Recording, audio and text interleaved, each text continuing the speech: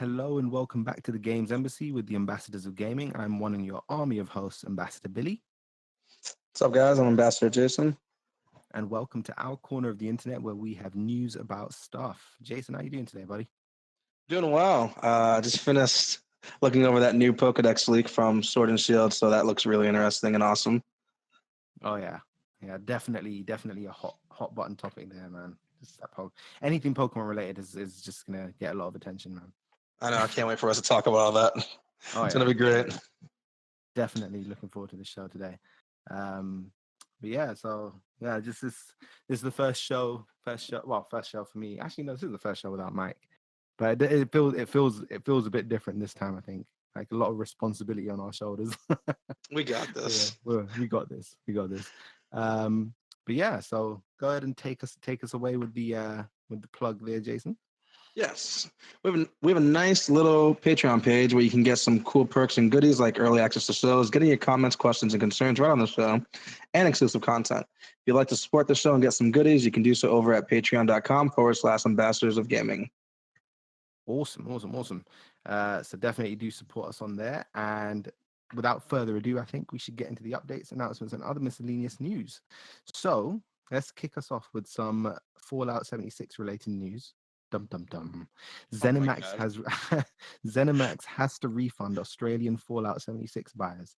So ZeniMax and its subsidiaries acknowledged that they, according to the ACCC, in quotes, misled consumers about the consumer guarantee rights in relation to the online action game Fallout 76.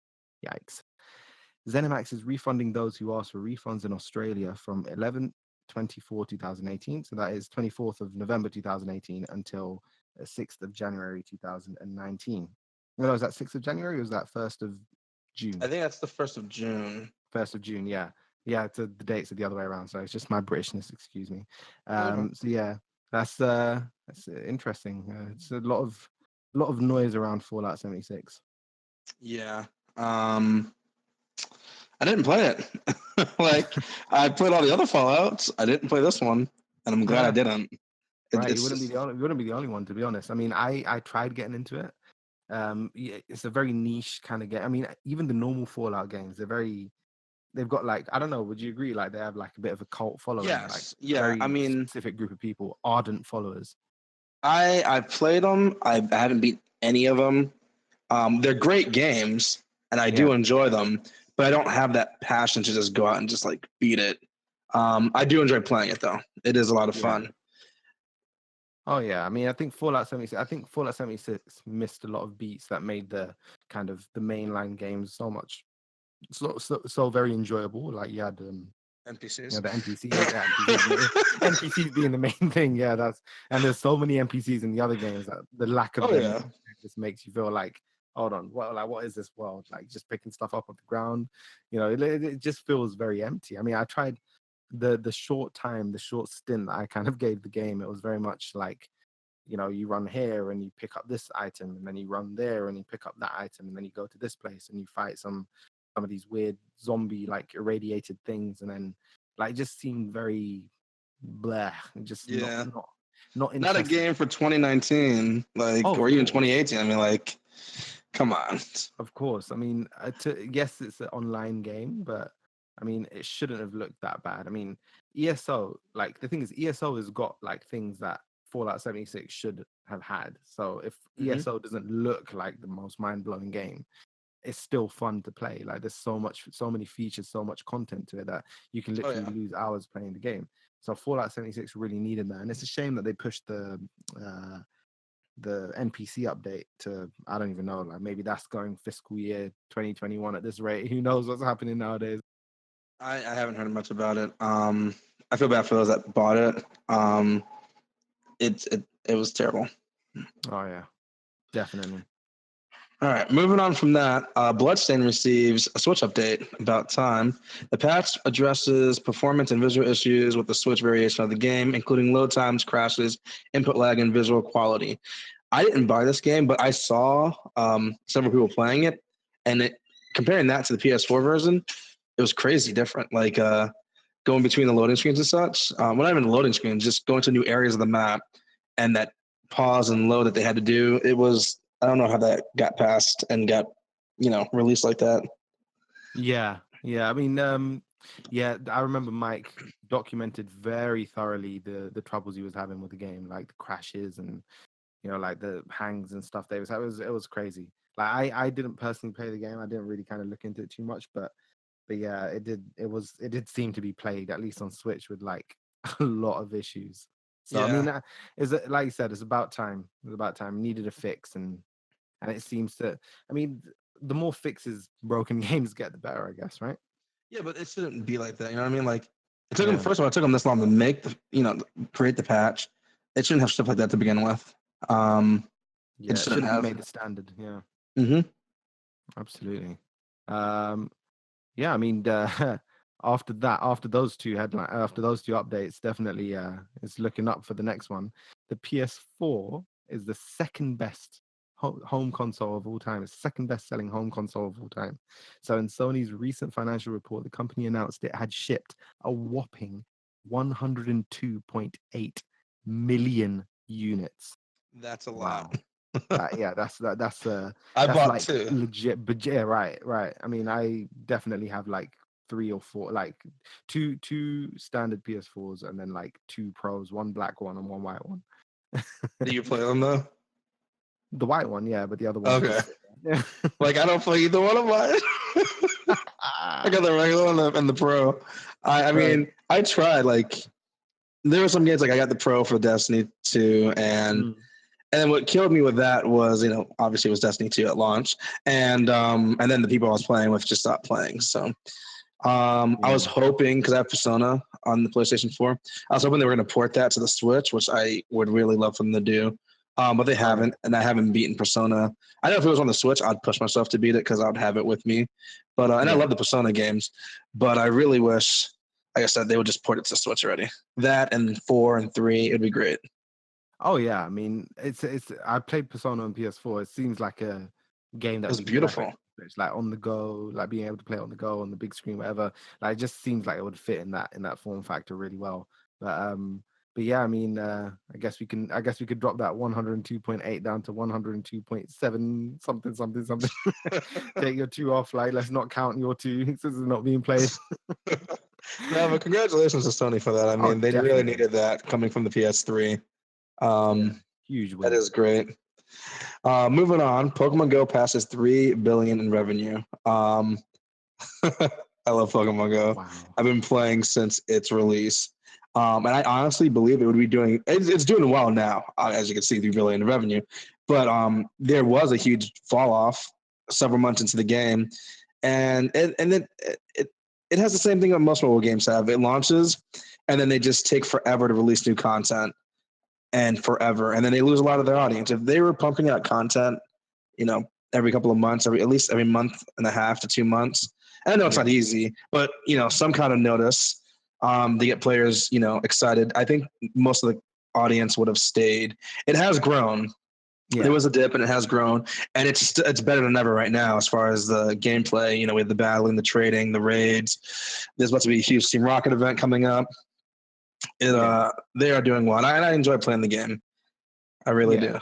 Yeah. I mean, the whole kind of I still remember it was fever pitch excitement Oh, when it the was game was coming out. crazy, man. Like everyone that I met in my local parks were young, old, adult, like kids, whoever it was, boy, girl, didn't matter. Like people were on their phones and they were playing Pokemon Go. Like people were Yeah, going to the park just to play Pokemon Go. It was ridiculous, and like you could see like, and it was pretty cool. I don't know if I don't know if it was actually a feature or not, but it was like if people that were walking past me were like using lures and stuff, it would affect me as well. Like yeah, if it they put a had like lure up at a Pokestop, yeah. you know what I'm saying? It's it so much was so good like from the launch, and then obviously like you said there was a bit of fall off, but they kind of added features to it, and it's so wholesome now that you know And it's not even the final verse, the final version. Like right. I can see Niantic's master plan. Like they invested so much money in AR, and Apple is investing so much money in AR that eventually one of these two companies are gonna come out with some AR glasses, and it's just gonna go from the phone to the glasses, and you won't have to look down at your screen anymore. You just look around, and it'll be all around you. That'd be really Right. cool. I mean, we have Minecraft Earth as well, which is I know very that much looks like that. good. It looks really good. I mean, the AR I think is the I mean Microsoft banked on AR for the longest time. They were never taking like Yes. VR as seriously. Like AR was, I mean, with HoloLens and stuff like that. So they've HoloLens. been Oh my toying. god. Yeah, they've been toying with the idea for quite a while. So it's great to see more apps entering the AR space, like in Yeah. line with what Pokemon Go has kind of done. It's I great. Kind of gets you I out there. really wish that Google didn't drop their Google Glass so quickly, Oh yeah, because with them dropping that, it kind of reset the whole. There's like a giant reset button on AR. Um, I feel like they didn't take that too seriously, which is one of the bad things I don't like about Google. Whenever they don't see much coming from something, they just drop it. yeah. Um, but I think if they would have stayed with it and continued developing and making newer versions, it would have took off, and then it would have given a reason for Apple to compete sooner Yeah, than come up with their own thing if they even do. absolutely, absolutely. I mean, yeah, it's a lot of the time it is about this the timing of the products. Like it wasn't the right time, and Microsoft did it completely differently, where they kind of shot for like big businesses and specific use cases for the HoloLens. They wanted to get it used not en masse. They weren't trying to make like an en masse product kind of thing where everyone just Yeah. flocks to the stores and buys it because it was quite expensive. So it was catered for a particular audience of people, but they were able to refine it very quickly. They were able to kind of put it out, see what works, see what doesn't work, refine. And then now they're at the point where they're comfortable with AR tech. And that's how it should be done. It shouldn't just be like, let's just put out a product for the masses that doesn't really work as how you'd want it to work, and then Mm-hmm. kind of do this and the other. But it's great. I mean, Pokemon Go, I think, has revitalized the investment, I guess, into AR because I mean, $3 billion in revenue is mighty delicious looking for any kind of corporation that's trying to make some profit. So it's definitely a space that a lot more people are going to try and get into, I'm sure.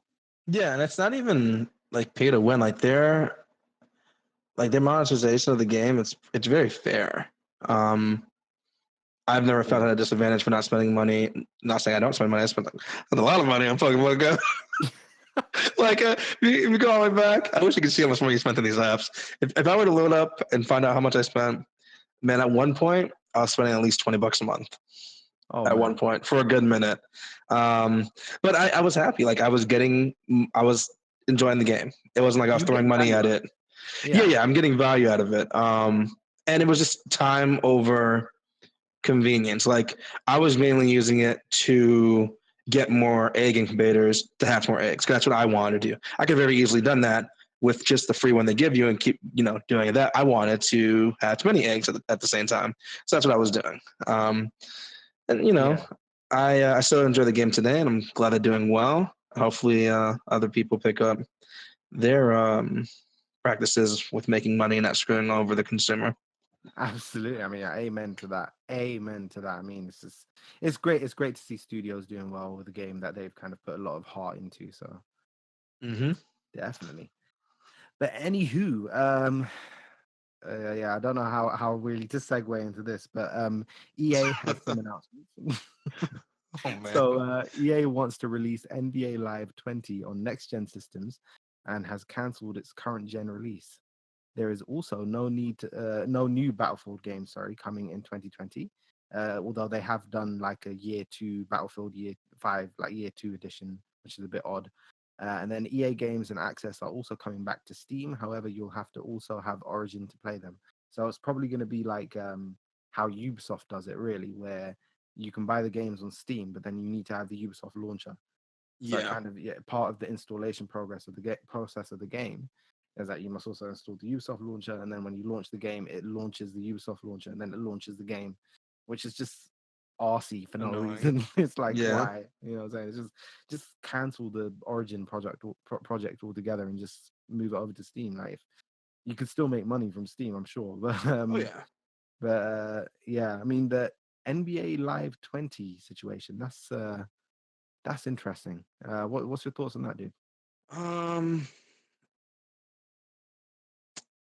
I don't even really know, man. Right. I don't Like, I don't play I'm any NBA either. shocked. I don't play any sports games, but I'm shocked because these next gen consoles, they're not coming out till this time 2020. Right. Um, It's still a ways out, you know what I'm saying? yeah, it's still a ways out, and for them to not release it on the older consoles, they're not going to make much money. I mean, yes, the newer consoles are going to probably be sold out, but it's not that people don't want to spend money on them. It's, can these manufacturers keep up with the demand for them? If Oh, Microsoft and Sony can only make, let's say 400,000. I don't know how many they can make. Let's just give a number of 400,000 within 3 months. They made 400,000 units in 3 months, and that's the most they can make. That means if every single person that bought those consoles bought that NBA game, they're only going to sell 400,000, as opposed to releasing it on next gen and current consoles, like almost everyone always does. They're going to get those new, console owners to buy them, and then all the previous owners of the older consoles are going to go out and buy it because they don't have the money for the new console to begin with. right. So that's more money in their pocket. I mean, I don't know why you leave money on the table, and EA is dumb because they always are trying to get money. So why are they leaving money on the table?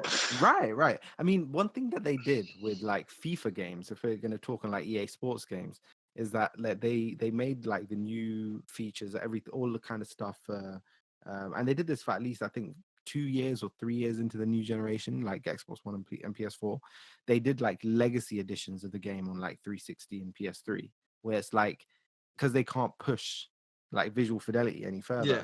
they would just update like certain modes and add certain features in, like anyway, that kind of stuff. Like that's what they did. So they didn't give up entirely, but to kind of say like, you know what, screw all the people that are on X1 and PS4, we're just gonna go for next gen. It's like and has NBA really got that much pull that it's going to be the deciding factor for people to buy the next generation systems? Maybe for a certain substrata of people within like, you know, a gaming community that likes sports games, Mm-hmm. but I don't think It's that yeah, large. it's not that large, It's and it's not like you compare it to like League of Legends community, and I wouldn't even say it's even a quarter of that. right. I I mean, mean, this is me guessing. I right. mean, Let's just put it out there. Like if Riot was to say we're going to discontinue League of Legends on PC and we're going to put it out only on next generation consoles, for example, mhm. that would be a huge draw. You know what I'm saying? Like Yeah, people, that's equivalent to what this is pretty much happening right here. right. You know what I'm saying? It's like exactly. That's exactly the point. Like, you know, they're saying we're not going to put the game on this platform. We're going to put it on this platform, and we want you to come to this platform to play it. It's like apply that model to any other, like to another game. It would work better with rather than NBA. Don't apply it to NBA because Yeah. you're just going to end up losing money. Like you're just going to end up having people saying, you know what, I'll just wait until they're pressured into bringing it to previous gen, or I'll wait until I can save up enough to buy the next gen and then get it on the next gen, whatever the case is. But it will hurt the bottom line, I feel. Not I mean, I want to say it's not the smartest decision, but EA is not really been the mother load of good ideas recently. So I I feel like I could run these companies so much better than they do, man. Like, right, let the gamers run these companies. Like, what the hell do you guys know? right. We will do it. So, like we just have the best. You know, like, we know, like we are in touch with the heartbeat of the gamers. We know what the gamers want. Like, let us control it. Just give us the reins, EA. We know what to do. Yep. All right. Time for some awesome news. All right. So, game announcements and release dates. All the things announced at BlizzCon. Oh man, BlizzCon was amazing. I need to go to BlizzCon one year. Like, if we could all go to BlizzCon one year, that would be great. I would love that. Uh, Absolutely. so let's start off. I'm gonna break it up section by section. Let's start off with Diablo 4. They opened up with Diablo 4, and holy hell, that cinematic was amazing. Um, I loved it. I loved it. I loved the gameplay that they showed. It looks amazing. I like the new ideas that they have. Like, it's kind of like open world. I'm very happy with everything they said about Diablo 4. Awesome. Now I just want to know when I can get Diablo 4. Yeah, as soon as the pre-order opens, you're in there. Oh my gosh. It's been so long since I played Diablo. I remember the launch of Diablo 3. It was like, what, 7 years ago? It was Oh man. crazy. But yes, there wasn't really much said about Diablo 4. It's coming to consoles and PC. I'm not sure if it's coming to Switch. I hope it does because it did an amazing job with Diablo 3 on the Switch. Like, Yeah, I don't know how they did it, but they did an amazing job with Diablo 3 on the Switch. yeah. They didn't really talk about Diablo Immortal at all. There was updates on Diablo Immortal's page that still hasn't been out. I was thinking that they would announce Diablo 4 and then Mhm. drop Diablo Immortal like that Friday, like available now, free to Like download. double whammy, double Yeah, whammy. Just like drop the boom, trailer at the boom. end of the trailer. Just say Like to get available your now today. Diablo fix in. Right. From what I've read, people are very happy with it. It looks amazing. I'm very happy. It was a great opening act for that. Um, Nice. should we talk about the apology or no? Um, I think. Look, I mean, in terms of that, like, I suppose we could. It's okay. The elephant in the room. Like, there was obviously the big controversy with like the whole Blitzchung, or what's the name again? Is it Blitzchung? Something like I that. believe so. Like I forget his name. I've read so Some many player. articles. Yeah, some player. Like obviously the whole controversy surrounding that and him getting banned or whatever the case may be.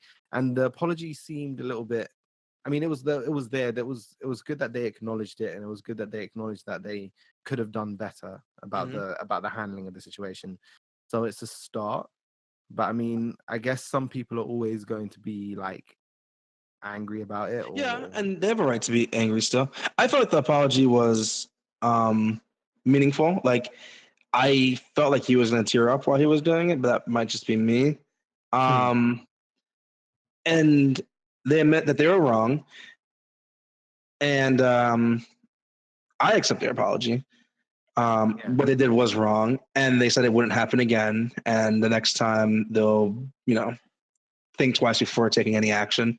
Now we just have to see going forward if they hold true to their word. oh yeah, there's a lot Um, more scrutiny on them now. I think. yes, because they apologized and said it won't happen again. Mm, So let's hope they keep it that way. That's all. That's all that needs to be said about that. absolutely, man. I mean, it's great that that like in the midst of all this that they're able to kind of work on pretty solid looking games and games that people are excited about. And I think it's important to separate the excitement for a game that's everyone will be able to enjoy, that everyone will be able to kind of sink time into, and that will kind of be able to connect everyone together. Right, separate that element from like all the controversy just for a moment, and kind of appreciate the artistry that's kind of on display. Yep. And there will always be debates about what's happened, and is it right, is it wrong, the implications of things and this that, and the other. Like those debates keep happening anyway. And But they could have very easily not apologized and not mentioned anything about it. of course. I mean, they could have just, yeah, they could have ignored it completely, and then people would have been even more angry, and they would have been even more. I think Yep. if they completely ignored it, it would have clouded, the great announcements and the excitement for the games like significantly, to the point that people would have been saying, yeah, Diablo 4, but you know what I'm Yeah. saying? Like, and I think it's good to see, because the teams that work on these games, they have no bearings on anything. They just want to put out great content. They just want to Hmm. deliver great content for the fans of the series and just gamers in general. So they're putting out the game. They're putting out some quality stuff. They're getting fans and players excited, and like that. I think we should celebrate that without kind of letting the other stuff cloud it too much, and have the debate on the other stuff, or have the debate on the controversy, but don't let it cloud the art. You know? Yeah. Their talent, like everyone who works at Blizzard is absolutely amazing. Yeah, It's crazy how great all those teams. They have so many teams. How great they are at what they do. absolutely, absolutely. All right, let's move on. Yeah. So, Overwatch 2. Oh man, the leaks were crazy, and Jeff Kaplan did not let that go by. The way he expressed himself showed off how pissed he was about everything. Like, I don't blame him. They put so much work into that, and for it to get leaked, it's ridiculous. So it was still confusing how they're approaching this. They should have just called it an expansion, because that's technically what it is. Let's go into it, and I'll talk more about it. So, Sure. Overwatch 2 is going to have PvE missions and a story mode. It's going to have full-blown story mode and then separate PvE missions, which are similar to like adventure mode in Diablo 3. That's the best way to relate to it from what they were saying. It's going to have multiplayer, the full regular multiplayer we love in Overwatch 1, with crossplay with Overwatch 1. So anything PvP related, map levels that are new characters that are new, balance changes are going to take place both in Overwatch 1 and Overwatch 2. So technically, it's just Overwatch when it comes to PvP. It's coming to PC, PS4, Xbox One, and Switch. And when they said Switch, I was shocked because that thing looked amazing, which gave me hope for Diablo 4 on Switch as well. Maybe not at launch, but somewhere down the road. So let's trying to figure this out. So with Overwatch 2 essentially is just story mode, PvE missions, and new updated graphics. That is Overwatch 2. The PvP aspect of the game is pretty much shared between Overwatch 2 and Overwatch 1. So like I said, this shouldn't really be called Overwatch 2 because they even stated that they're going to share the same client. So you're running off the same client. So this is essentially this is what happens. If I have Overwatch 1, Overwatch 2 comes out, I'm still playing PvP matches with everyone I used to play with. I can play with you and you have Overwatch 2 and we're playing on the new levels with the new heroes and everything's fine. I just don't have access to the story mode and the PvE missions and the updated graphics. So other than additional that, content. It's additional content. Yes, that's behind the paywall essentially. Yeah, and it's additional story mode content and graphical updates. That's why I feel like it shouldn't be called Overwatch 2. It should just be here's an expansion of Overwatch. It's all single player stuff, like not single. It's all PvE stuff. If you want it, you come here to this little section and purchase it, and then it unlocks, and you can play that with your friends. If you don't want it, that's fine, because we're still going to have the regular PvP with everyone, as always. So they kind of confused everything. I remember when the leaks were coming out and everyone was saying Overwatch 2, in my head I was like, why would they do that? Like, why would they, like, just, they're going to split their population in half? Like, some people don't want to go to Overwatch 2, and they're going to be sitting there playing Overwatch 1. All the progress we made, all the skins we got, like, why? I don't want it to be like Call of Duty. And that's exactly what he referenced. He's like, we don't like sequels like this. This is what we're going to do. But I still see it, and especially when you're sharing the same client, it's just an expansion, and just call it that. Overwatch PvE expansion. Right. And charge it the same. A name. Like, give the expansion a cool name. And be it's the story mode with the PvE missions and graphical updates. And if people want that, they'll buy it. Because essentially that's what it is. When you're saying it's not a crossplay with Overwatch 1, it's the same thing. It's just Overwatch. It should just be called Overwatch, and here's the expansion. So that's what I'm a little about, because I was confused, and I can understand everything. Like, after he explained it more, when I was watching some more of the videos, I was like, oh, this is so easy to comprehend if you're looking for the information. You can have those people that would be like, which one should I get, Overwatch 1, Overwatch 2? Like, are they going to go free to play with Overwatch, the original, or are they going to charge a cheaper price? Like, they said the pricing method hasn't been decided upon yet, but you can see how it can be confusing. Right, absolutely, yeah. It's like, they calling it a sequel is definitely a misnomer. I think there's not. Yeah, it's definitely not. It's more. Yeah, it's in line with an expansion. It's like Destiny 2 Forsaken or Shadowkeep or something. It's like, and if you think about it, Destiny 2 has gone free to play, so. If you want to kind of apply the same logic here, it's like people who are playing the free to play version of Destiny, they're able to play with people that have the paid version from launch, kind of thing. It is, and like, but one person, like, these group of people, they have the free version. This group of people have the paid version, but they're both in each other's kind of worlds and stuff. So it's kind of like a similar thing where I have Overwatch 1, you have Overwatch 2, and we're still able to play with each other, but it's just some features. Yeah, it's an expansion. Let's not. I think there's definitely no two minds about it. There's no need to like make up a new terminology of like what a sequel is, because that's what he was saying. Is like, we're going to change the meaning of a sequel. You didn't really do that. I mean, he was confusing more people than anything, and he knew he was, because he had to continuously. He kept getting questions about it, and he had to continuously re-explain everything and try to find different ways to explain it. Right. And I love Jeff Kaplan. He's an amazing person. Like, he was leading this very well. I just feel like that's the only thing I didn't like about the Overwatch announcement. Everything else was amazing. The cinematics were amazing. The features, the story mission, the PvE missions, the story mode actually looks amazing. The redesign looks great. The new UI that they're still tinkering with looks amazing. I love how they're bringing it to the Switch. But I just really wish they'll clarify that so that it wouldn't be interpreted incorrectly, and maybe even cost them money in the long run. Yeah. But so that's pretty much Overwatch in a nutshell. Have you seen it yet? The Overwatch 2 video? I've seen clips of it. I haven't kind of sat down and watched through the whole thing, but I do want to, because it's probably going to be. I'd never really got into Overwatch 1 as much as I probably should have. Like, I did play it for a chunk of time actually, but I never quite got into it. So Overwatch 2 seems to be, with all those features, it seems to be like the one. It seems to be the kind of flavor of the game that's probably going to hook me at least some point down the line. So I'm looking forward to it. The video, man, the trailer, like, it made me like a little teary-eyed. I'm never gonna lie. Like, there's parts when I got a little teary-eyed. The voice actors were amazing in it. The video itself is just absolutely amazing. They do really well with their cinematics in Overwatch, and they got a ton of it in the PvE missions and story mode. They already said they're gonna be a ton of cinematics in those. So that's great. Let's move on to World of Warcraft expansion, Shadowlands. Dude, I played World of Warcraft for at least religiously 15 years, man, like half my life. And I loved it. I just don't play it anymore because it takes forever to do something in there. But they, oh man, there's so much to say about this. It was crazy. So Shadowlands, I don't even know where to start. It's great. It looks amazing. I remember, I don't know who I was talking to.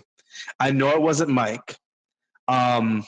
And it might have been any of the ambassadors. I was talking to probably one of my old WoW friends, and because you know how they have so much content, they have so much content, so many expansions, and I was like, level caps, I think it was 110 at that point, and I was telling him, I was like, we don't even get to see the old content anymore. I said it'd be amazing if when you create a character, you can choose an expansion to level up in, and then you level up in that expansion to level cap or till before the new expansion level cap, and then you go to the new expansion and play through that. And that's exactly what they did. It was crazy. So now you create a character, and first of all, they level squished the hell out of this game from 120 to 60, which was amazing because that 120 to a new player, it's crazy. It's a lot of levels. And there's different ways to level up quickly, but if you don't know any of that, then you're going the long route. So the level squished from 120 to 60. And then you create a character and you start off in this complete new zone from 1 to 10, where you learn how to play. And then once you hit level 10, you pick what expansion you want to level through. You want to level through Burning Crusade? You're going from 10 to 50 in the Burning Crusade, and then from 50 to 60 in the new Shadowlands. You want to level in Wrath of Lich King? You go from 10 to 50 in Wrath of Lich King, and then from 50 to 60 in Shadowlands. Any expansion you want, and that is exactly what I wanted. That is awesome. I don't know if you can drop it. I think you're committed. Right. Once you pick, they didn't elaborate on that, but I would assume just to not mix everything up, you're committed to the expansion that you're playing through, so you can get, and that's amazing. Like, that's bringing me back. I don't even really want to play Endgame. Like, I want to go through, make a new character, and just level through vanilla WoW. Well, it won't be vanilla, but I guess the Cataclysm WoW, and then make a new character and level through BC, and then make a new character, level through Wrath, and then Pandaria. It's going to be great, especially for those of us that missed expansions. Now you can level through with like-minded, I want to say like-minded individuals, but like people that also want to level through that zone, through that expansion, and get a feel for what it was like when you were playing through that. Or if you haven't experienced it, now you get to experience it. It's a great idea, and I'm very happy they went that route. That's awesome, man. And I feel like they're listening to me because that was exactly what I said. They're hearing your heart. They're hearing your heart. Yeah, it was crazy. So that's going to probably bring me back to World of Warcraft. I won't be like endgame rating, probably. I want to say I won't. I might. But I definitely will be leveling through these awesome expansions that they had. Did you play any World of Warcraft? I gave it a go. Well, the funny thing is, the World of Warcraft that I probably played the most was it wasn't even really World of Warcraft. It was Warcraft 3. I Okay. played Warcraft 3. It was I don't even know what genre game. I can't even remember what genre game It's called at the. it's an RTS, real time strategy. Yeah, yeah. There we go. Yeah. So it was such a long time ago, and it was like one of those games that I'd kind of come home from school and I just have it on my my laptop or my PC, and and it was so fun, and the lore just seemed so amazing.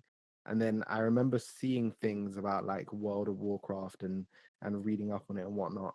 But it was just one of those things. Like I never really committed to it. There was a point where I tried giving it a go. Like I think there was like a 3-month trial or something like that, Hmm. and I gave it a go for a bit as well. But definitely, like I'll see how this update kind of pans out, and it might just be what kind of hooks me back into the fold. You know they're remaking Warcraft 3, right? Shut the front door. You didn't know? They announced that last year at BlizzCon. You didn't Shut know? the front door. Yeah, it's Holy hell. Warcraft 3 Reforged. They announced it last year. You can pre-purchase it. It should be coming out sometime this year. I think there's a beta coming out sometime this month, if I'm not mistaken. But yeah, I never played any of the Warcraft games. My RTS game back in the day was Age of Empires, and that was really fun. Right. So I feel like I missed out on Warcraft 1 through 3, but I'm totally tearing up Warcraft 3 Reforged when it comes out. Like I Oh my am gonna god. play through that a lot. I'm putting a lot of time into that. Um, yeah, Yikes. you Oh didn't my know? god. That's got me breaking out in sweats, man. Jeez. Oh man, yeah, it's on the launcher. If you download the Blizzard launcher, you'll see Warcraft Reforged, Warcraft 3 Reforged. You can pre-purchase now. Hopefully, it comes out soon. Oh man.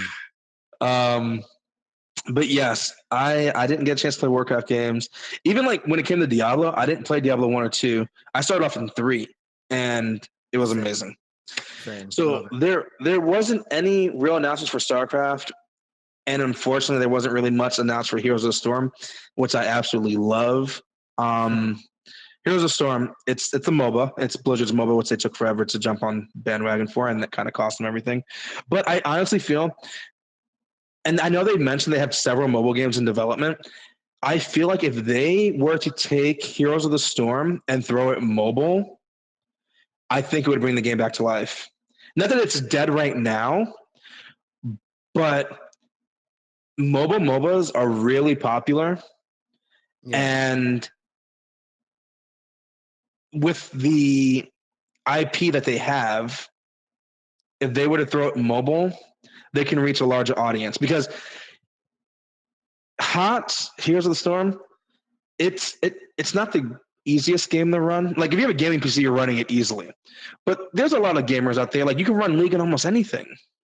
Yeah. That's the complete opposite for Heroes of the Storm. But if they were to port that mobile, they would have such a larger audience, and I think they'd be able to like bring that game back to life. Yeah. I've Not everyone personally has a stopped gaming playing. rig, but almost Yeah. everyone has a mobile device. So it Oh literally yeah. opened up to like a whole sea of they're talking billions upon billions of gamers. Yep. And I really hope that's what they do. I mean, it doesn't even have to have crossplay. It can be its own thing, like what League of Legends is doing.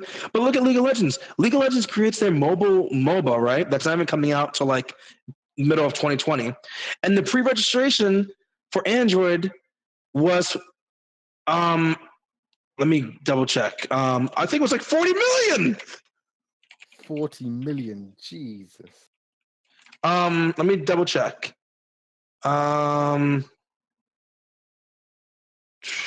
It was crazy. And that's only Android. That's not even including iOS. It was absolutely crazy. That is actually ridiculous. Like, I Um, mean, imagine like counting in like, yeah, that's ridiculous. so it was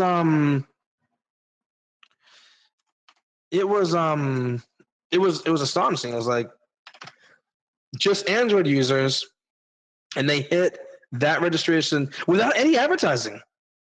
No advertising at all. It was crazy. And it's a separate game. So I feel like if Blizzard were to do that, they can bring that game back to life. Because right now, I mean, I put so much money into that game. You don't need to, again, but I love Blizzard's IPs, and they're all in that game. And for them to like not make any announcements in at BlizzCon about Heroes of Storm, it was really underwhelming. I was like, oh man. Yeah. So, Oh, dude. but that's just my take on it. That is impressive, though, dude. That is really, really good. I hope they do that. I don't think they're going to. But yeah, let's move on to the last announcement at BlizzCon, which was Hearthstone, which I also play because why not? Hearthstone. They announced. I'm sorry. I'm still like, see if I can find the official numbers. Yeah. I can't see it, but it was a crap ton of pre-registrations. All right, Hearthstone. They announced an auto battler, so similar like auto chess from Dota 2 and the variation of League of Legends auto chess and all that. They have an auto battler, 8 players for PC and mobile. Yeah. And it's nice. They have like 40 heroes you pick a hero. And it's the same thing. You pick a couple cards, you buy a couple cards, and then they auto battle against the other card.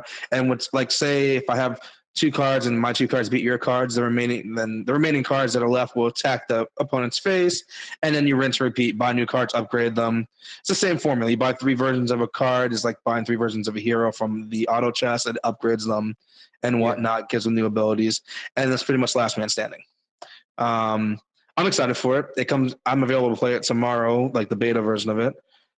If you were a BlizzCon ticket holder or virtual ticket holder, or if you pre-purchase the new expansion that comes out in December, you'll get access to the auto battler mode a couple of days early. I think like a week earlier than the open beta that's coming out. I'm looking forward to it. I like it. It looks good. Yeah, That's about. I definitely need to widen my palette when it comes to a lot of games, man. Like I really want to get into. Because the thing is, I used to see people play Hearthstone all the time, and I was so curious, like, what is this game? Like, what is this about? Like, but I never crossed that line. Like, I never actually got the information that made me think, like, oh yeah, let me give this a try. Like, I definitely want to try it though, because it seems like it's a fun game. It is. I mean, I've been playing since beta, which it's been a long time, and I love it. I've spent. I don't want to know how much money I've spent, but I'm happy and I don't feel ripped off. They do a really great job about like. I mean, I'm coming from playing Pokemon TCG, where I would spend. I spent a fraction of what I spent on Hearthstone on Pokemon TCG. I would spend literally $400, $350 minimum on a new set in Pokemon. Minimum on a new set. And with Hearthstone, I spend maybe 80 every couple of months. So, I know that it's virtual cards, and if they ever decide to destroy the game, I have nothing, that I bought. I understand that. But it's also way less than Pokemon and, Magic would be. Oh yeah. But that's it for BlizzCon. Oh, there's you a lot. want to wrap that up? Wrap up the game a, announcements? Yeah, that's a that was a. I mean, yeah, BlizzCon. That was a lot. I mean, it's a lot of games people are excited for and are looking forward to. So, but I mean, it was always going to be kind of an exciting time, I guess, for not just Blizzard, not just fans of Blizzard, but just gamers in general. I mean, those are great games, and it's under great authority that Overwatch is a good game. It's very fun. A lot of people I know play it and enjoy it. Diablo, of course. I played the hell out of Diablo 3 with friends and stuff. Fantastic game. Definitely going to be in Diablo 4 day one. So oh yeah, all these announcements are definitely much welcomed. But yeah, what's next on the game? You wanna finish up CND? I mean, I felt like I said so much. No, sure. I mean, The next one is Neo 2, sequel to Neo, releasing on March 13th, 2020, which I suppose it was coming. Like Neo, it's a Souls-esque kind of game. It's following that whole kind of that model. And I suppose it works. It's a great I played a bit of Neo 1. I didn't really kind of get into it too much, not because I don't like it, just because, so many other games come out and you just don't really, you know, sink as much time into it. So it's great, sequel coming out. First one probably did well enough to warrant the sequel. Um, yeah, March 13th is closer than probably what people were thinking. I mean, when did Neo 1 come out? I think it was it was 2017, wasn't it? It was February 7th, 2017. I didn't play it, but it looked amazing. It does look great, and the setting is really, really something special. So I think with games like Dark Souls and Bloodborne and Neo and all this, that, and the other, even like different but the same style of game, like Remnants from the Ashes, the setting is so otherworldly and so captivating. It kind of That's almost the reason why you're playing the game. The gameplay is Yeah. hard as it's hard as balls. You know what I'm saying? Like you literally just die over and over and over, Oh yeah. aggravating. But the setting and the gameplay is just magnifique. Um, so yeah, I mean, like that's great. And then moving on to games with gold for November, Star Wars Jedi Starfighters, Joyride Turbo, Sherlock Holmes: The Devil's Daughter, and The Final Station. Now, out of those games, I'm only familiar really with Sherlock Holmes: The Devil's Daughter, and it's a good game. It's a very niche game. If you're into like crime investigation style games where you're kind of communicating with suspects and trying to figure out the truth and stuff like that. CSI Sherlock Holmes basically, and it's fun. I wouldn't say it's like, oh, this makes the games with gold selection killer for November. It's nice Yeah. to see it there, I guess, but yeah, I mean, it's not the greatest games with gold lineup. Admittedly, I think there've been better. Well, what's your opinion on that? I wouldn't download any of those. Yeah, Like I right. wouldn't. Joyride Turbo, I have no idea what that is. When I see it, it reminds me of Turbo the Snail from the movie. Like when I heard that, I was like, wait, a new game? It looks like a racing game. Very generic looking Hot Wheels looking racing game. Um, That's actually a good descriptor it for like any actually it games with came out gold. on the 360. That's why it looks like this. It's a Yeah, 360 game. yeah. Generic. So It's a generic GWG yeah, lineup. yeah, very generic.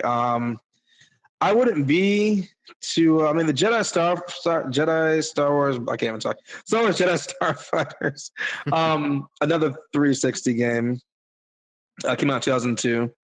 Not 360. I Yes. lied. Oh my god. Xbox game. Xbox and PlayStation 2 game. Um, it's 2002. You're gonna get what you're gonna get from 2002. Like, don't expect no like Yeah.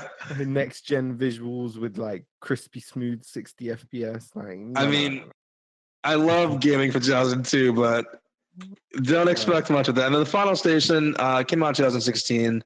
Um, I'm looking at it right now. I googled it. It's a single player side scrolling shooter game with a train simulator. So you like Right. trains, you like side scrolling, and you like shooting. There you go. You got that. Goodness Um, gracious. it's not like you said, it's not the greatest lineup, but I mean, what do you expect for free games for having Yeah. Xbox Gold, Xbox Live Yeah. Gold? But yeah, like you said, neither you or I are gonna kind of. I'm sure. I'm sure I some of mean, the listeners, whoever you may be sitting there listening to us, yeah, maybe these games are for you, but I'd probably download Joyride Turbo for my son. right, That's about it. He's right, 6, so. there we go. That's it. But yeah, Oh uh, man. yeah. So just to kind of move on from that generic GWG lineup into some news, some hot button topic news items. Nintendo and Amazon may crack down on third-party retro games. So apparently, sent by error, Amazon sent out an email uh, sent email letters. Sorry. Uh, Let me hold on. Cut. Let me try and make sense of this. So apparently sent by error, Amazon sent out an email. Oh, letting sellers know. Okay. Okay. Start that again. So apparently sent by error, Amazon sent out an email letting sellers know they could no longer sell Nintendo products without their approval. It includes all products, games, and hardware. And apparently the policy was sent by mistake, and all of the listings were reinstated by Amazon. Um, yeah. What's your view on this kind of retro crackdown? Um, I it could honestly be a mistake, but why is it set up already? You know, like someone has to type that up or have it already formulated to be sent out, and they just sent it out Yeah, a little too early. good point. I Um, think it wasn't ready for prime time, and they're kind of having to take it back. Like they probably were hoping to kind of say this is our policy at some point, but yeah, they probably weren't anticipating it being leaked or kind of just being revealed in this manner.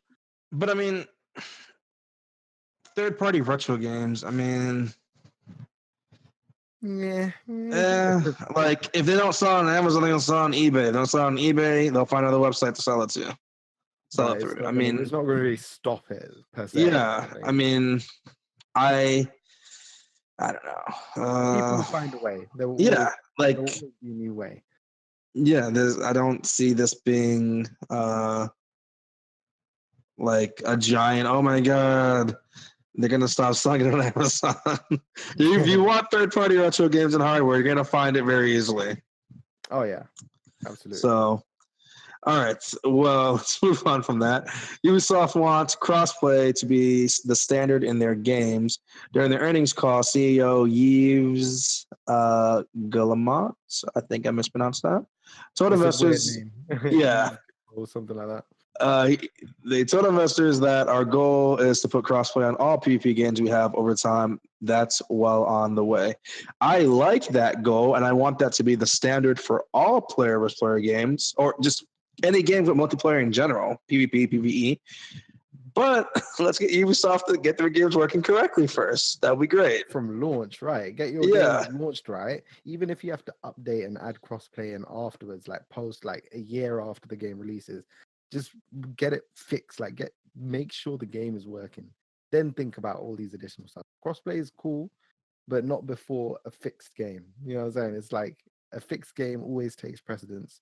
A polished game, a game that ticks the boxes in the here and now is definitely the priority. And but yeah, like you said, crossplay definitely a positive. I'd love to see every game adopted. I mean, the departed. I would say departed. I shouldn't really say departed. That means passed away. But the previous former kind of corporate vice president, I think it was for Xbox or whatever have you, Mike Ibarra, he was saying his view, and I don't know if it's the view of Xbox or not, was to kind of have cross-play and cross progression across every single game. Yeah. And and you can kind of understand that. It's like you want your investments to kind of follow you around wherever you go in it. And I don't know, it's just it builds a lot of goodwill with consumers if you think about it. So yeah, I mean it's great, but like you said, fix your games first, cut. Exactly. So I'm saying, but yeah. Uh moving from that, so moving on from Ubisoft, Sony unfortunately is shutting down PlayStation View. I say unfortunately, I'm sure some people are like, finally, but anywho, after apparently looking for and failing to find a buyer for the service, Sony announced it was shutting the service down.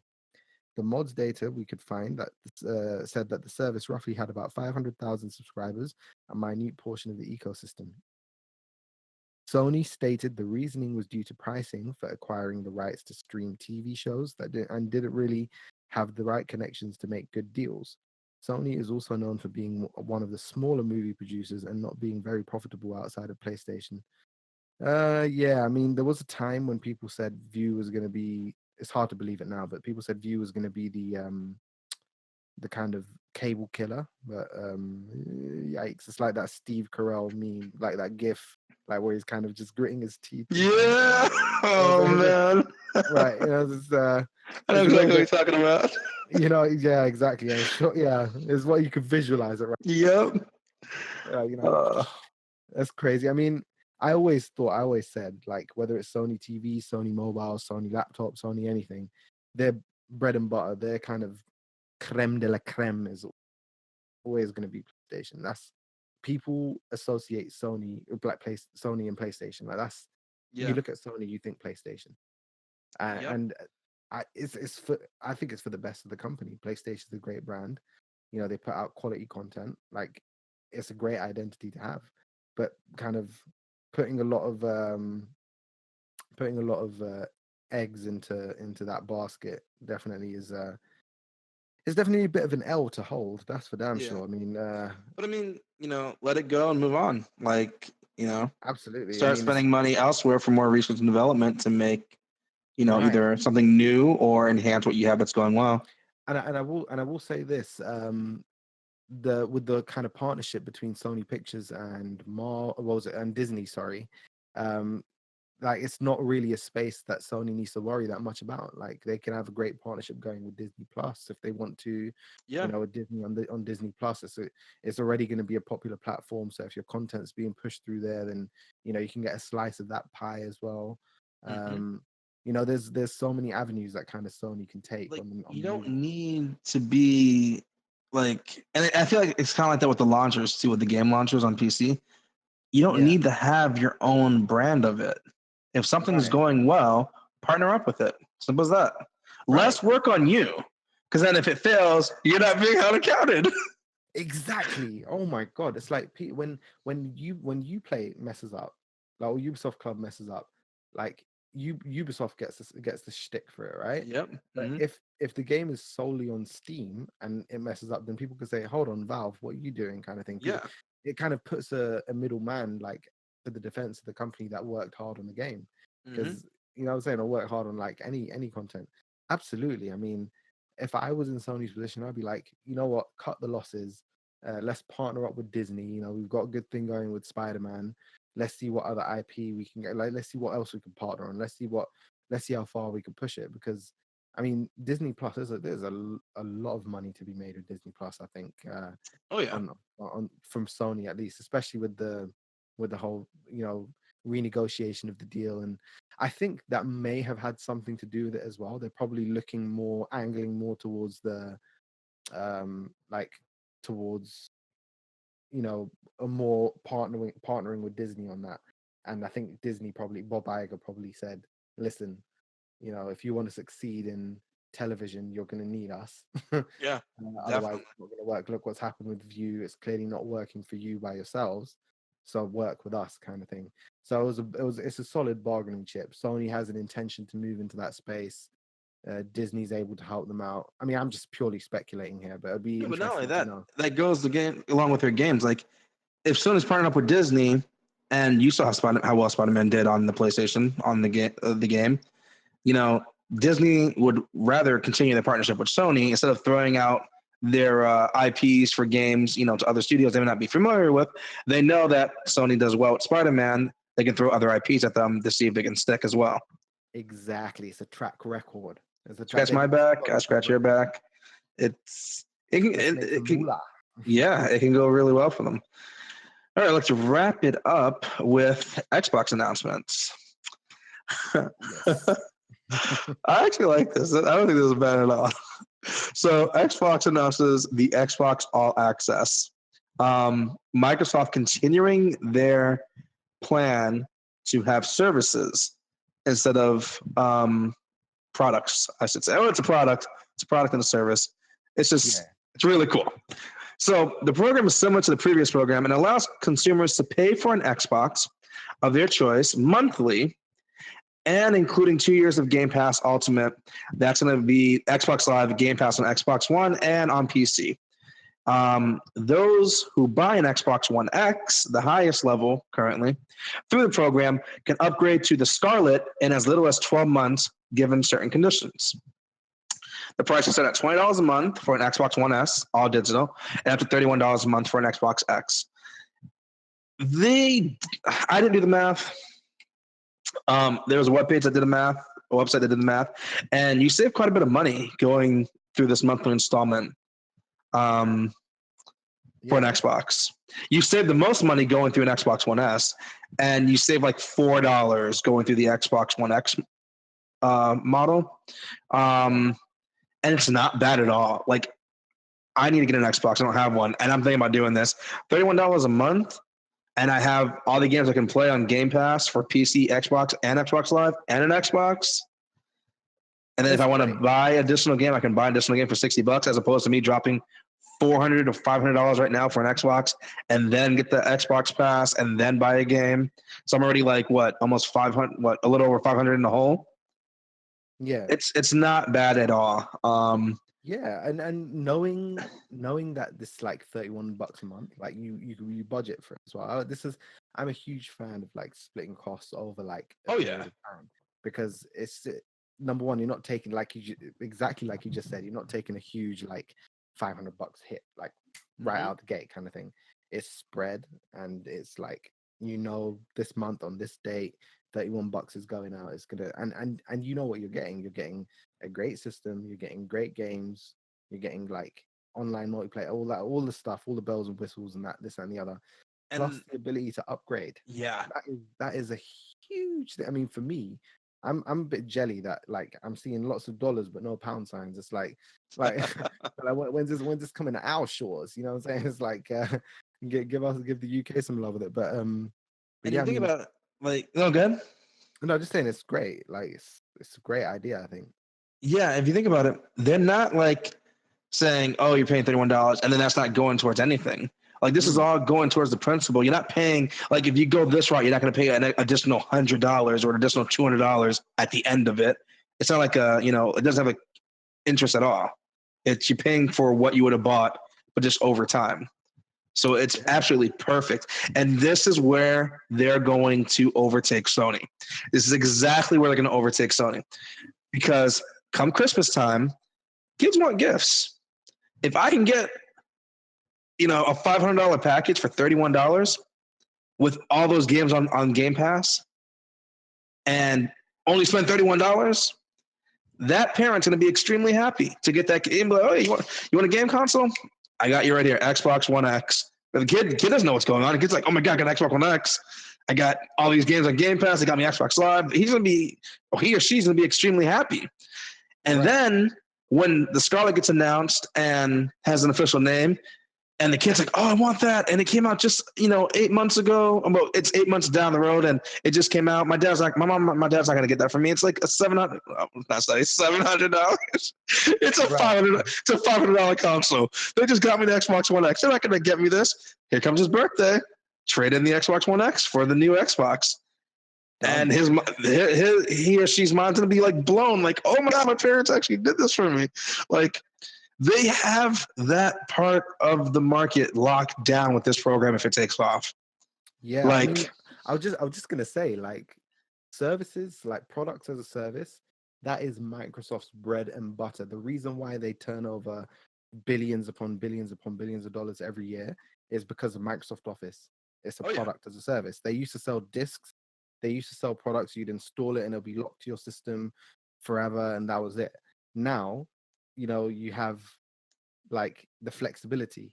You have it's attached to your Microsoft account, so you can uninstall from one system, reinstall on another system, etc., etc. And that's yep, what they're doing here. It's exactly the same model. You choose the model you want to start on. You probably have the option to scale up your subscription if you want to get the X at some point, so you can always upgrade to the X, and then you scale up to the Scarlet when it comes out. You scale up to the one after that, and like you said, I mean, it's the whole thing, like doing the maths on these services, like for instance Game Pass as well, right? Game Pass alone, people are like, oh, but how are developers making money like from Game Pass, or how is it profitable for them and whatnot? It's, if you do the simple maths and you say what's the player base on Xbox, and of these people, if everyone, or if majority, or if like a generous chunk of these players had Game Pass, which is highly likely, mm-hmm. like the amount of subscribers, how much are they paying per month? Like $10 or whatever it is, right? Yeah. So if you do the multiplication, like the amount of money that Game Pass makes theoretically more than covers development costs for studios. Oh Like yeah. game development isn't like a movie costs like $1 billion to make or something like that. Like it takes money, it takes resources, but the main thing is like the human resource. And once you get the technology in place for a game, like it's not like you know a huge drain on finances. You know what I'm saying? It's like you get the time. It's like if I need a high-end system to develop games, I buy the high-end system. That's me. I've paid for the high-end system. I'm just developing games on it now. I'm using the software on it, etc. So like it's not like, oh my god, you know all of the money that Game Pass makes in total is only good enough for one studio. So that, like you said, this model is going to be Microsoft's secret weapon in gaming. I think they've realized going for like the brute force, let's just make a cheap console, or let's make the price lower. They can't win this battle, if we're going to call it Yeah. that, in the conventional sense. They have to be smart, and this is where Microsoft does their best work, when they do things like products as a service and they push it through this way. It appeals to more people. Like people literally people literally like subscribe to Office just for the fuck of it. They're just like, Yeah. I gotta get one. It's just Yep. $7 a month, and I get like 8, $10 a month or whatever it is, and I have like all the Office suite, and I have OneDrive, and I have a terabyte of storage. Great. You know what I'm saying? Yep. I have everything I need for whatever I need to do. It's all there. And it's just like it's cheap as chips a month. You know what I'm saying? So like this is yeah, I'm really excited for this. I want to see it expand to more markets, and this will be what I think makes Xbox the killer platform, I think, For going next into next year. gen. Yeah. Yeah. I completely agree with it's I don't even know how Sony's gonna pull this off because they were so stingy with you know with the EA Game Pass, for example. Like they just came to Sony. Right. They're always so slow to adapt something that doesn't necessarily benefit them up front in certain Yeah. situations. And Microsoft, they're just I like the way they're going with this. It is you know this we said this is exactly how they get their footing back next year. When Yeah. it comes to the next gen, it's it's an amazing plan. It's just great. Like it's gonna be great for parents. It's gonna be great for the college student. You know, kids. Oh You yeah. know, you got the kids in college, adults in college that can't afford the new console. They're gonna go this route. $31, it's Dude, nothing. it's so like actually when I think about it, I know this sounds super weird, but it actually makes me terribly emotional, like thinking how great, how it's making life easier for so many people. Like Yeah, it's making technology more accessible. It's making cool technology more accessible to people. Like just thinking the example that you gave about college students, that's such an important one, because when you're in college, when you're in university, whatever you're doing, like if you're living away from home and whatnot, like it gaming, can be. Yeah, gaming is your breakaway. It's like a lot of people use gaming as like an escape, like you're yeah. stressed with college That's what I work and you do. want a game. You know what I'm saying? So it's like you instead of dropping like $500 on like a console and games and whatnot, and taking a huge dent out of your kind of monthly, I don't know, bursary or income Yep. or loan or whatever the setup is wherever you are in the world, if you can say, okay, $31 a month, and I have everything that I'm going to need to enjoy games, your budgeting works so much better as a student. You're able to save more money, which then makes your life in the long term a lot easier as well. Oh yeah. And it's such a beautiful gesture when you think about it in that way. And it sounds really weird. It's just it's Microsoft and their big bad corporation, as all big bad corporations are. But I think, I don't know, like they Microsoft really learned a lesson. I think the humility that they learned from the launch of Xbox One and all of that It stuff was is bad. really, it was super bad, but they needed it. They needed that. Yeah, They they need a needed slap in the face. exactly, and what a slap in the face it was, and how amazing is the turnaround that we're seeing right now. I mean, it's great. Like I honestly can't praise them enough for going down this route. I always thought, wouldn't it be cool? I mean, they do the same thing with Surface as well. With the Microsoft Yeah, do the same thing with their yeah, Surface products, where they have like Surface All Access, where you can choose the device you want to get, and then you pay monthly, and and you get your Surface device. That you get the Surface, um, what's that Whatever big? Surface, It's like Surface laptop, yeah, Surface your books, the laptop, Surface Surface Pro. book. Oh, everything. Like you can choose your poison. You know what I'm saying? Yeah. And just enjoy it. Just enjoy it, and it's not breaking the bank. So great, like honestly, so great. I sound like I'm gushing over Microsoft right now, but No, honestly, but it's true because technology nowadays, it's amazing, but you get limited by the funding. Like, yeah, I'm a teacher. I teach in America, which is so amazing. Oh man, I love it. No, but honestly, I love teaching. I hate teaching in America. yeah, So, yeah. and then I have like, I'm an Apple nerd and I love Microsoft just as much, but I get, the newest phone whenever it comes out and everyone's like, oh, how do you afford to do that? There's a easy, I pay installment plan. Like I don't pay, like it's 2019. A lot of these phones are $800-900 and I like to upgrade every year. I'm not gonna spend $1,000+ on a phone every year. That's ridiculous. I spend maybe $360 to $400 a year, and when I'm done with the phone, I just get the next one, and my installment plan's the same. It's like 25-30 bucks a month, and I just get the next one. And then when the next one comes out, I get the next one, and my price that I'm paying doesn't change at all. I'm Wow. not paying like it's and then they started doing it with accessories. So I was like, oh, I get AirPods or headphones or speakers, and I'm paying like $10 a month instead of paying like $300 up front. Like it's great.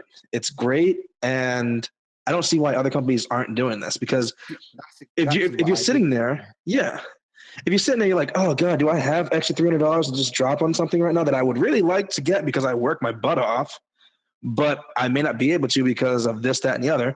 But then you look to your left, and they're like, oh, for like $15 a month, and the thing is, AT&T is not. They're not. You're not paying more over the cost. Like if I would have paid full out over like the 36 months or whatever, I paid the price of the product. I paid nothing more. There's no interest in this at all, even on the accessories. So it's Yeah. like it's a no-brainer. Like why wouldn't you do this? It's a smart fiscal decision, right? Yeah, By any stretch, it's the because smartest way you can go. you're gonna get more people to buy your product. Because Yeah, if you didn't do this, that you're limiting a large amount of people from getting your product. Because now they're putting right. themselves, they either have to save up and then feel screwed off, You're when the newer pricing product comes out. you're pricing them out. It's like gentrifying in a sense technology. It's like if you want to democratize technology, then you have to have you know like modular or kind of subscription based plans. Like there needs to be something like that Yeah. set up. And it's great. Like you said, and I do exactly the same. Like my Galaxy Buds, my watch, this and the other, like all these accessories and stuff that just enrich the technological experience Mm-hmm. instead of just paying like 500-600 pound and dropping that huge sum of money in one go.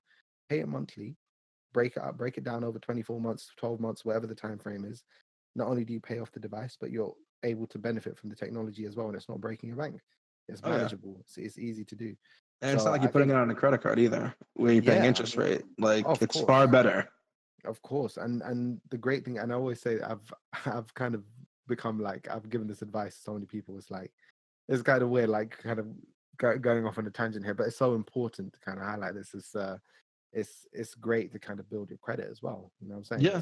It's there's so many positives to this. Like it's just I love it. I love it. I love it.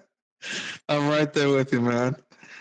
But that's pretty much it, guys. You got some extra conversation.